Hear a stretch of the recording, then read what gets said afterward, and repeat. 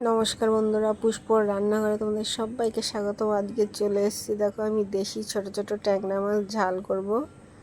বেশ ভালো করে লাল লাল করে ভেজে নিলাম।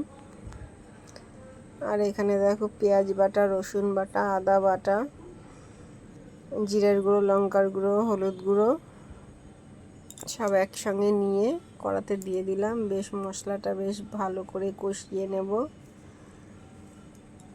যখন তেল ছেড়ে যাবে তখন আমি অল্প জল দিয়ে দেব। বেশ দেখো মশলাটা বেশ কষানো হচ্ছে, অল্প অল্প তেল ছাড়তে শুরু হয়েছে বন্ধুরা।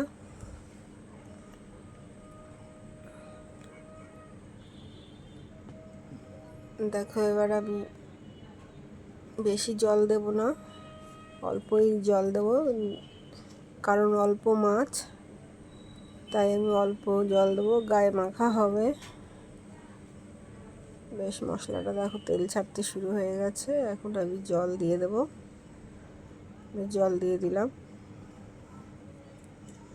এবার জলটা একটু হালকা ফুটলেই আমি মাছগুলো দিয়ে দেবো, কারণ মাছগুলো একটু সিদ্ধ হওয়ারও ব্যাপার আছে।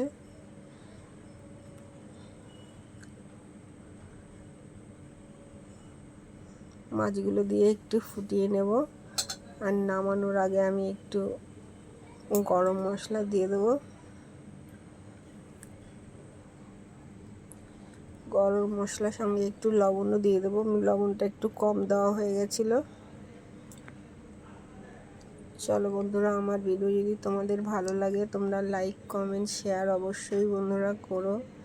এইভাবে আমার পাশে থেকো সব সময়, আমিও তোমাদের পাশে থাকবো। রান্নাটা কেমন হয়েছে অবশ্যই কিন্তু কমেন্ট করে জানাবে। আজকের মতো রাখুন, টাটা।